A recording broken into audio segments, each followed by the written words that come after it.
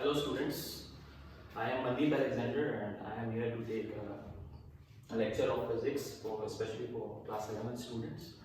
And before starting my lecture, I just want to introduce myself, that from where I have completed my education. So I just want to tell that I have completed my 10 plus 2 from Annie Railway Senior Secondary School, it's CBSE board. And then I pursued my BSc in PCM group from St. Andrews Degree College, Gorakhpur. And then I pursued my MSc in physics from Allahabad Agriculture University, and right now I am pursuing my B.Ed and I am in the final year of my B.Ed. Last year I qualified for it also, and most probably by this year I will be starting my PhD from Gorakhpur University.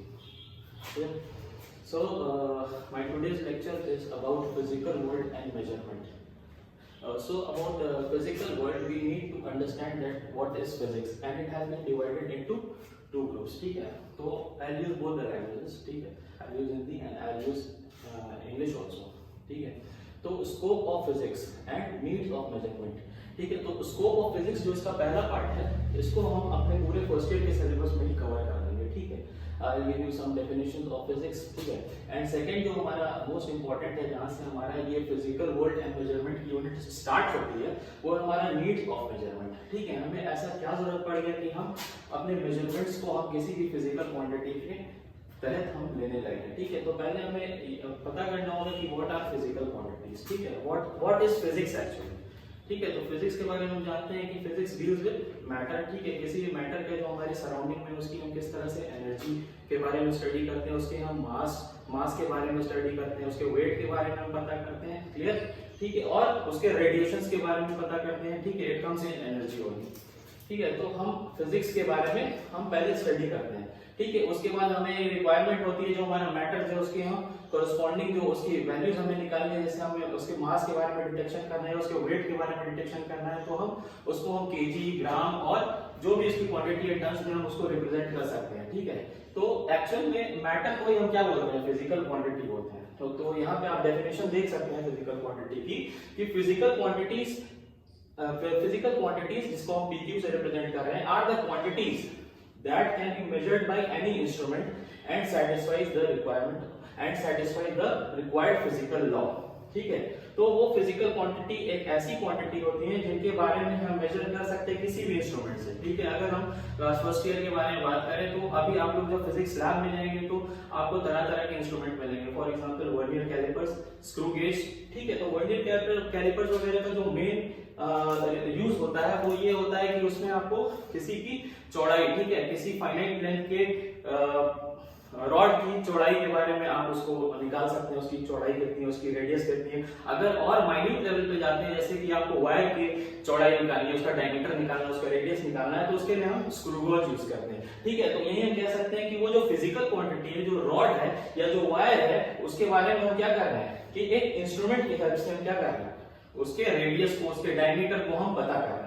ठीक है, और साथ ही साथ जो होता है कि required physical loss को भी वो जो फिजिकल क्वांटिटी होती है वो सेटिस्फाई करती है. ठीक है, तो हम तमाम तरीके के लॉ जानते हैं. क्लास 9, क्लास 8 और क्लास 10 से हम बढ़ते चले आ रहे हैं. हम इस चीज को जानते हैं कि तमाम तरह के लॉ होते हैं. जैसे न्यूटन्स का लॉ अगर हम उठा करके देख लें तो न्यूटन्स के क्या होते हैं, 3 प्रकार के लॉ होते हैं. और फॉर एग्जांपल फिजिक्स को हम एक पिक्चर लेकर के ज्यादा बेहतर तरीके से समझ सकते हैं. ठीक है, न्यूटन्स जो का थर्ड लॉ होता है, मैं ज्यादा डिटेल में नहीं जाना चाहता हूं, मैं ब्रीफ एक्सप्लेनेशन देना चाहता हूं अपने फिजिकल क्वांटिटी के रिस्पेक्ट में. तो जो न्यूटन्स का जो थर्ड लॉ होता है वो क्या कहता है, एक्शन और रिएक्शन फोर्सेस के बारे में बात करता है. ठीक है, तो एक फिजिकल क्वांटिटी अगर एक मास के बारे में अगर हम बात कर लें, जिसका वेट क्या हो या जिसका मास क्या हो, स्मॉल m से हम डिनोट कर रहे हैं, तो वो क्या करता है कि एक फोर्स लगाता है, एक डाउनवर्ड फोर्स लगाता है, जैसे किसी भी टेबल या किसी भी सरफेस के ऊपर लगा रहता है. तो वो किसके द्वारा हम रिप्रेजेंट करते हैं, m.g के टर्म में हम उसको रिप्रेजेंट करते हैं, जहां पे ये उसका बॉडी का मास होता है और ये क्या होता है, एक्सेलरेशन ड्यू टू ग्रेविटी होता है. इसके बारे में भी हम बाद में जिक्र करेंगे, पर अभी इतना जानो कि हम फोर्सेस के बारे में बात कर रहे हैं. ठीक है, फिजिकल क्वांटिटी पे लगने वाले फोर्सेस की बात कर रहे हैं. साथ ही साथ एक फोर्स और होता है जिसको इस टेबल पे बने रहने देता है. वो फोर्स क्या होता है, नॉर्मल फोर्स होता है. और ठीक है, ये एक दूसरे को बैलेंस करते हैं, तभी क्या होता है, ये मास एक स्टैटिक रूप में हमें एक टेबल के ऊपर दिखता है. ठीक है, अगर ये फोर्स अगर ज्यादा लगे तो ऐसा हो सकता है कि मास हमारा टेबल से ऊपर उठते हुए दिखे. अगर ये फोर्स हमारा mg फोर्स अगर ज्यादा लगे तो हो सकता है कि टेबल से नीचे, टेबल को तोड़ करके नीचे चला जाए. ठीक है, तो ये क्या है, ये तमाम तरीके के फिजिकल लॉ है जो हमारे किसी भी फिजिकल क्वांटिटी के ऊपर लगते हैं। Clear?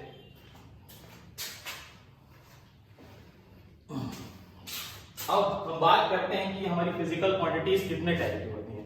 Clear? Now we talk about that कि फिजिकल क्वांटिटी हमारी कितने टाइप की होती है और फिजिकल किसी भी फिजिकल क्वांटिटी को हम किस तरह से रिप्रेजेंट करते हैं।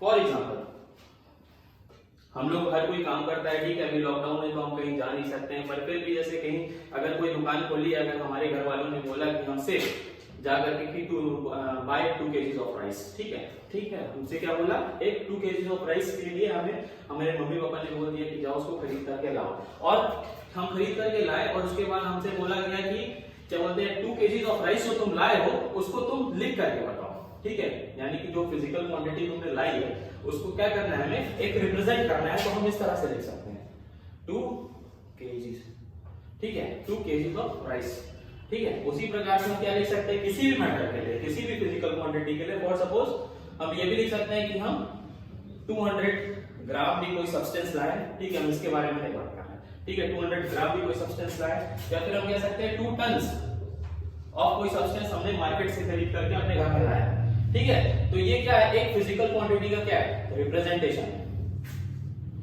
ठीक। अब देखो एक फिजिकल क्वांटिटी का रिप्रेजेंटेशन है तो उसमें हमें दो चीजें दिख रही है। पहला क्या दिख रहा है, एक पॉजिटिव इंटीजर दिख रहा है, ठीक है, जिसको हम क्या कहते हैं, न्यूमेरिकल वैल्यू, न्यूमेरिकल वैल्यू। दूसरी क्या है, एक यूनिट है, ठीक है, जिस तरह से हम उसको रिप्रेजेंट करें इसको क्या कह रहे हैं, यूनिट, या अभी थोड़ी देर के लिए उसको क्या कर लो, कंपैरिजन, कंपैरिजन के नाम से इसको अभी जानो, क्योंकि अभी मैं इसके बाद एक एग्जांपल लेने वाला हूं जिसमें ये कंपैरिजन टर्म मैंने क्यों यूज किया है ये क्लियर हो जाएगा, ठीक है। तो एक यूनिट है, दूसरा क्या है, कंपैरिजन। उसी प्रकार से क्या है, ये न्यूमेरिकल वैल्यू और ये क्या है, कंपैरिजन, यानी कि यूनिट है न्यूमेरिकल वैल्यू और ये क्या है, सॉरी, ये क्या है, कंपैरिजन है। क्लियर? अब फॉर सपोज कि हमें एक क्वेश्चन दे दिया गया, ठीक है, हमें क्या दे दिया गया, क्वेश्चन दे दिया गया और क्वेश्चन में ये लिखा है the weight of an elephant is 150 times than that of a man.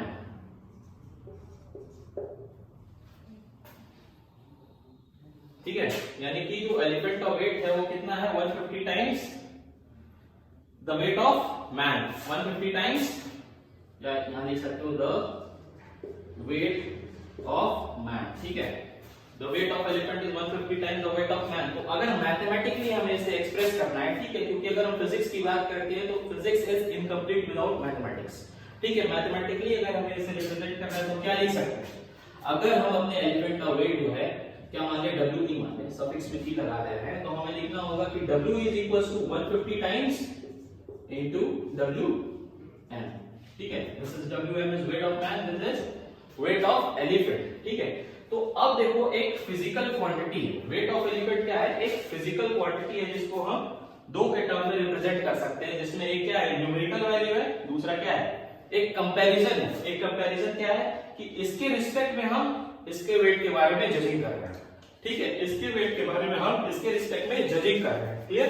तो ये क्या है,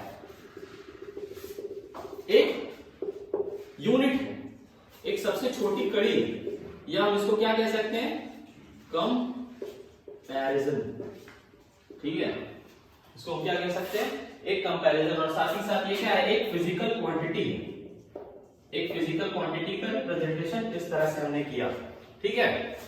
अब हम बात करते हैं कि हमारी फिजिकल क्वांटिटी के बारे में सारी चीजें क्लियर हो गई। अब हम देखते हैं कि हमारी फिजिकल क्वांटिटीज कितने टाइप की हैं। Okay students, thank you. और जो हमारा पार्ट है फंडामेंटल फिजिकल क्वांटिटी, इसको हम अपने नेक्स्ट लेक्चर में देखेंगे।